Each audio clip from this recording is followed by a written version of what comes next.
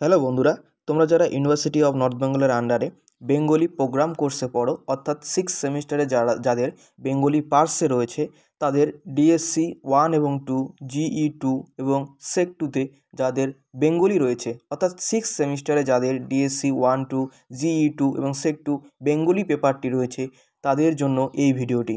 অর্থাৎ এখানে আমি 2021 এবং 2022 সালের যে সিক্স সেমিস্টারের প্রিভিয়াস ইয়ার কোশ্চেন রয়েছে বেঙ্গলি প্রোগ্রাম কোর্সের, সেটা সম্বন্ধে আলোচনা করব। তোমরা ভিডিওটি দেখতে থাকো। এটা দেখো সিক্স সেমিস্টার বেঙ্গলি প্রোগ্রাম কোর্সের যাদের রয়েছে, প্রোগ্রাম কোর্সের 2021 সালে, ঠিক আছে। 2021 সালে ডিএসসি এখানে 2 এর A2 এবং B2 যাদের যেটা পেপার রয়েছে তারা সেটার অ্যান্সার দিবে। এখানে কিন্তু অথবা দিয়ে রয়েছে। দেখো এখানে হচ্ছে যে তোমাদের 2021 সালে যেটা প্রশ্ন এসেছিল, দেখো প্রোগ্রাম কোর্সের কিন্তু, ঠিক আছে। এটা এক নম্বর দেখো যতীন্দ্রনাথ সেনগুপ্তের মরীচিকা কাব্যগ্রন্থের নামকরণের সার্থকতা আলোচনা করো। দুই নম্বরে দেখো মরীচিকা কাব্যগ্রন্থের কয়েকটি কবিতার আলোচনার সাপেক্ষে যতীন্দ্রনাথ সেনগুপ্তের রবীন্দ্র বিরোধিতার স্বরূপ আলোচনা করো। 3 নম্বরে দেখো আশাপূর্ণা দেবীর সুবর্ণলতা উপন্যাসের নামকরণের সার্থকতা আলোচনা করো। 4 নম্বরে দেখো আশাপূর্ণা দেবীর সুবর্ণলতা উপন্যাসের অপ্রধান চরিত্রগুলির পরিচয় দাও।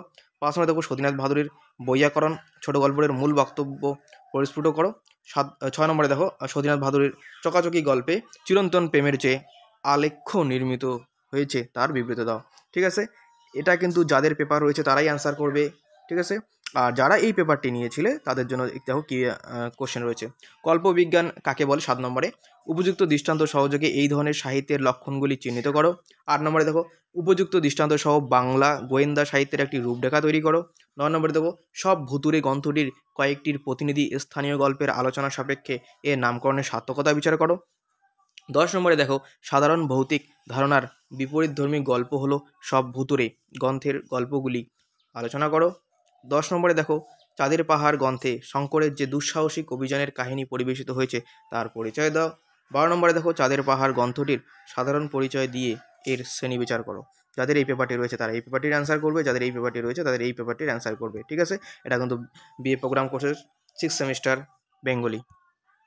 এটা দেখো সিক্স সেমিস্টার বিএ প্রোগ্রাম 2021 সালের প্রশ্নপত্র। জিই 2তে যাদের বেঙ্গলি রয়েছে, জিই 2তে সিক্স সেমিস্টারে যাদের বেঙ্গলি রয়েছে তাদের প্রশ্নপত্র সিক্স সেমিস্টার, ঠিক আছে। এক নম্বরে যে প্রশ্নটি এসেছিল দেখো অমিতাক্ষর ছন্দ কাকে বলে? উপযুক্ত দৃষ্টান্ত সহ অমিতাক্ষর ছন্দের বৈশিষ্ট্যগুলি লেখো। তারপরে দেখো 2 নম্বরে দেখো টিকা লেখো, শ্লেষ, উৎপেক্ষা, ব্যতিরেক। 3 নম্বরে দেখো ছড়া কাকে বলে? উপযুক্ত দৃষ্টান্ত সহ ছেলে উড়ানো ছড়ার গঠন ও বৈচিত্র্য আলোচনা করো। 4 নম্বরে দেখো ভাউইয়া, ঝুমুর, ভাদু, ঘেটু ও গাজনের সংক্ষিপ্ত পরিচয় দাও। 5 নম্বরে দেখো ছন্দলিপি নির্ণয় করো। এটা তোমরা দেখে নাও, এটা আমি বলছি না। তারপরে 6 নম্বরে দেখো 6 নম্বরে যেটা রয়েছে দেখো অলঙ্কার নির্ণয় করো। ছন্দলিপিটা দেখে নাও, তারপরে দেখো অলঙ্কার নির্ণয় করো। এটাই রয়েছে কিন্তু।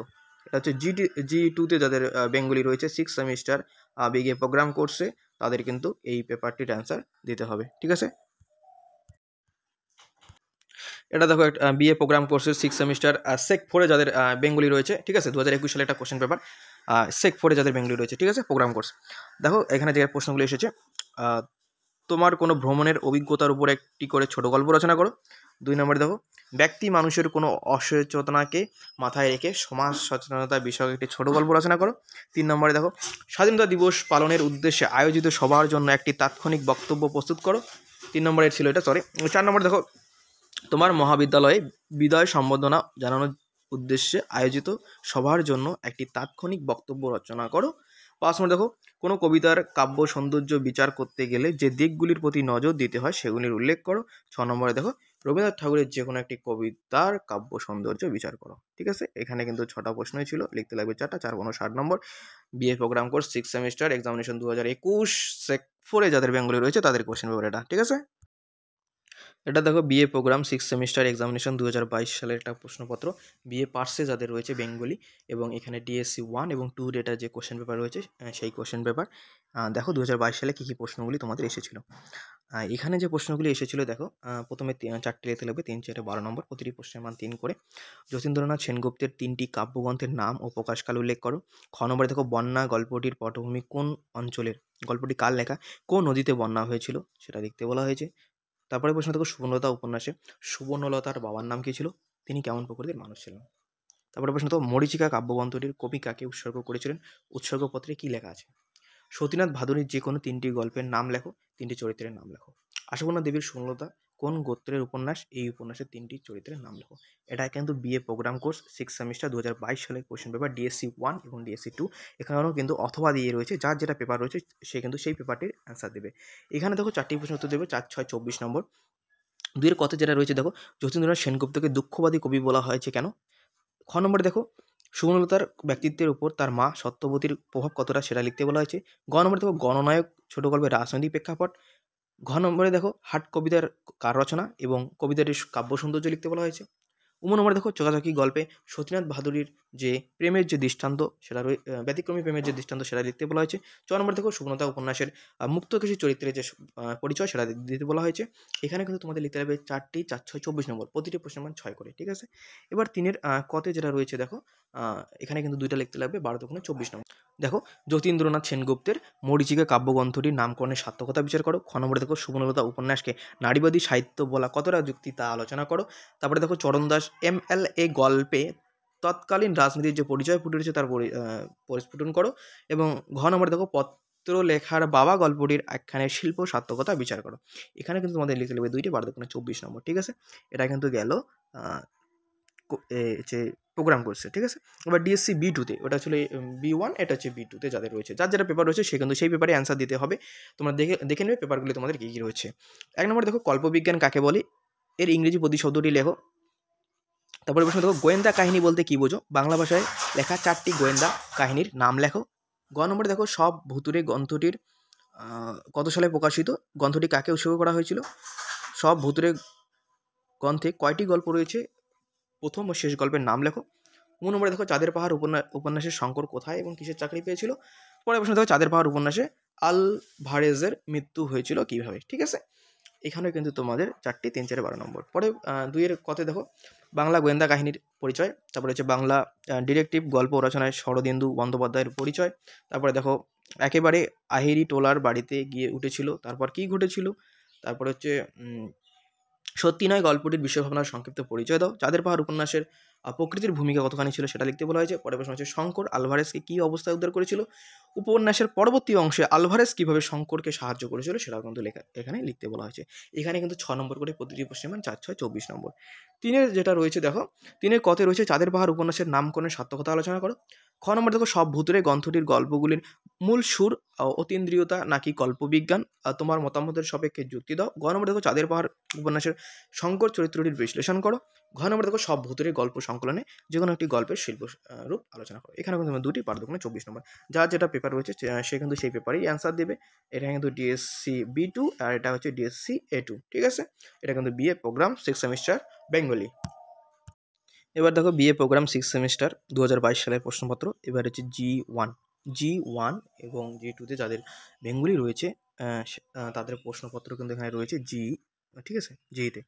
এবার দেখো, 1 নম্বরের প্রশ্ন যেটা এসেছিল 3 4 12 নম্বর, মানে দেখো এখানে 4টি লিখতে লাগবে, প্রতিটি প্রশ্নের মান 3 করে, 3 4 12 নম্বর। 1 নম্বরে যেটা এসেছিল 1-এর কতে, দল কাকে বলে? অক্ষর ও দলের মধ্যে পার্থক্য করো।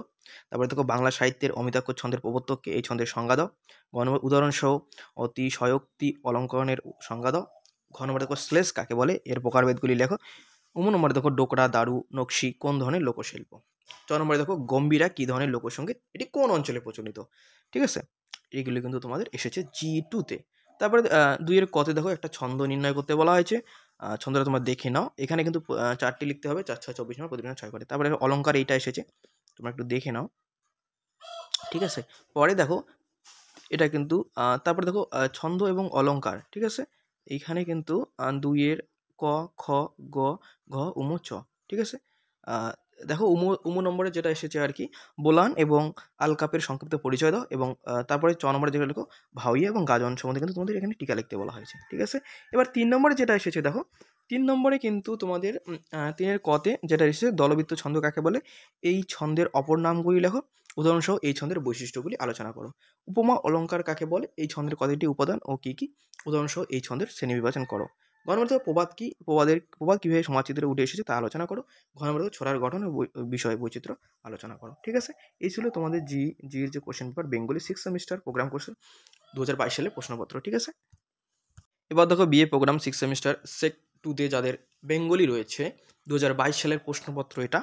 দেখো কী কী প্রশ্নগুলি এসেছে। একের কথায় দেখো, ছোট গল্প কাকে বলে, বিশ্ব সাহিত্যে ছোট গল্পের আবির্ভাব বলো, ছোট গল্পের সমাপ্তি কেমন হয়, তাৎক্ষণিক বক্তব্যের সম্ভাষণ কেমনভাবে করবে, তাৎক্ষণিক বক্তব্য রাখার সময় কোন বিষয়টিকে বেশি গুরুত্ব দেবে। নম্বর দেখো, কবিতার চিত্রকল্প বলতে কী বোঝো, কবিতার কাব্য সৌন্দর্য বিচারে ছন্দের ভূমিকা লেখো। ঠিক আছে, এখানে কিন্তু 4টা লিখতে হবে, 3, 4, 12 নম্বর। এই সেক পেপার কিন্তু তোমাদের 60-এর মধ্যে এক্সাম হবে। আর এই প্যাটার্নেই কিন্তু এবার এক্সাম হবে, তোমরা কিন্তু এই প্যাটার্নেই এক্সাম দেবে। মানে এই প্রশ্নগুলি দেখা গেল আসলো। এনবি কিন্তু বেশিরভাগ প্রশ্নই কিন্তু রিপিট কোশ্চেন করে। দুয়ের কথায় দেখো, ছোট গল্প রচনার ক্ষেত্রে ভাষার গুরুত্ব আলোচনা করো, ছোট গল্পের বৈশিষ্ট্য লেখো। গ নম্বর দেখো, তাৎক্ষণিক বক্তব্য উপস্থাপনার ক্ষেত্রে বক্তার কী কী গুণ থাকা আবশ্যক।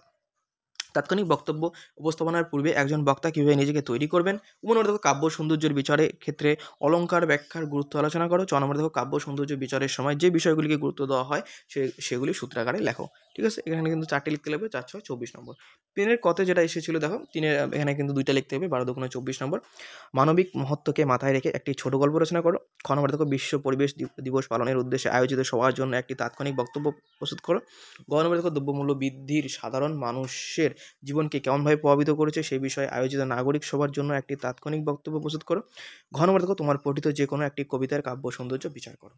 ঠিক আছে, এখানে কিন্তু তোমাদের 2টা লিখতে হবে, 12 দুগুণে 24 নম্বর। এই ছিল তোমাদের সেক 2-তে যে বেঙ্গলি কোশ্চেন পেপার রয়েছে 6 সেমিস্টারে 2022 সালের প্রশ্নপত্র।